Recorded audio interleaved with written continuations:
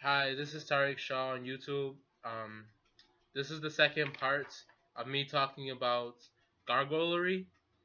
This is a part of my this is a little bit of a manual within my spellbook called the Gargoyle Spirit Manual. I just wanted to share with you guys. I thought maybe you'd find it interesting. You can comment in this video or the last video.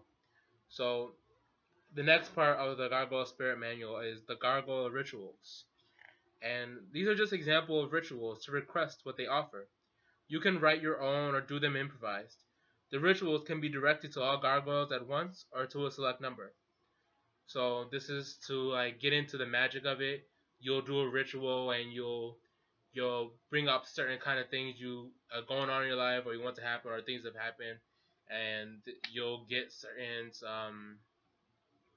well I wouldn't think that they would like talk to you directly, but you can kind of get an idea of the visualizations that could come up. So you can start with I now commence the circle and end with I now close the circle. Say as many rituals per circle as wanted or needed. Um, the, so you can charge them by saying I now commence the circle to strengthen our bond of listening, of envisioning, of expressing, and then you can say I now close the circle. So if you wanted to go, you can actually go to any of the gargoyles for anything. And if you wanted to just have your own gargoyle for the seven things that I would think a gargoyle, whether you say it's kind of like realistic or like kind of Disney, whatever you like, you could go to like one for like the seven things. So companionship, conference, consultation, embodiment, guard, guidance, and protection. Um, so I'm gonna read certain things you could say during a companionship ritual, then go on through the list. So companionship, I now commence a circle to let our connection consist of love. Keep me company at this time. Conference, I now commence a circle so we are present with who I meet with now. Kindle a deeper connection and understanding with all involved. Consultation, I commence a circle because I need your words, speaker teachings, and knowledge. Um, Embodiment, I now commence a circle to act as you would and understand what you understand. Um, so the next one is guard, and you could say I now commence the circle so you keep alert watch, inform me of things approaching. So that would be more like you could call upon a gargoyle to be a little bit more psychic. The next one is guidance. You could say I now commence the circle so you show me what I am missing, lead me where I wish to follow.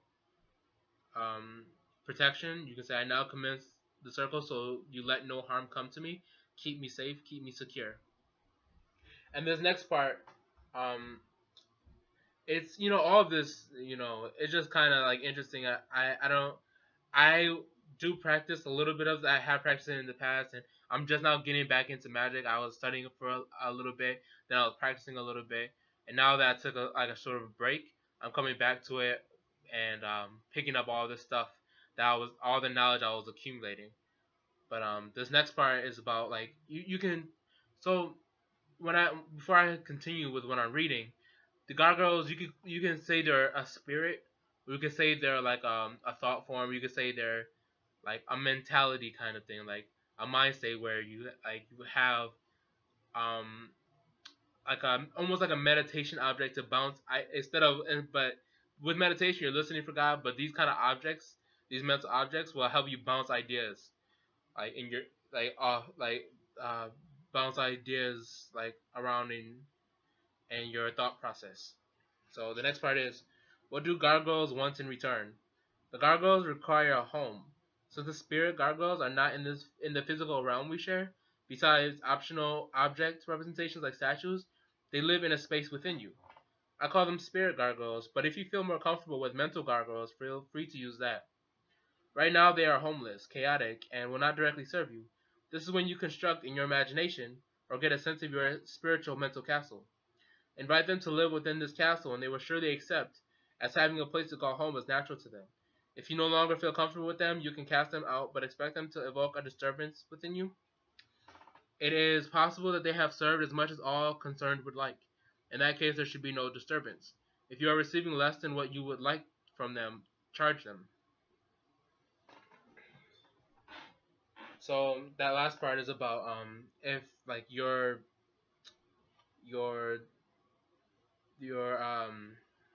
trying to get information or feel the connection or envision the gargoyles, but it seems kind of like hazy or kind of too light. Like you'll try to like imagine them, but it'll just be a flash or something. You're not getting like a longer kind of visionary experience. Then you could just charge them. So you can one thing you can do is like have an object, and you can place that on the altar while you ask them to like um, to strengthen your bond of envisioning and listening, and the other one, and then when you're done with the circle, when you say I now end the circle, you can pick up that marble, and that marble will be charged with the energy of the gargoyle. So now when you're envisioning them, it'll come in. It could come in more fully. Um, Whether permanent guests or temporary ones, they expect to be treated fairly. They are in your castle, and they serve you with their representations, but they are your equals. The gargoyles can just as easily usurp control over your mentality/castle and refuse to guide, guard, etc. if they feel disrespected. Do not feel as though you step on eggshells. Just don't go over the line. In short, it is your castle, but it is they who hold what you have come to them for. Once they are in your space, charge them. Request at will what they offer: companionship, consultation, conference, embodiment, guard, guidance, protection, and contemplate on their representations. A home, fairness, and your bidding. That is all they need. Gargoyle connection steps. Construct a castle in your imagination. Oh, this part is about it's like a shortened. It's sort of like a recap. But it's a short outline of what you could do if you wanted to do this yourself. Um, Gargoyle connection steps. 1.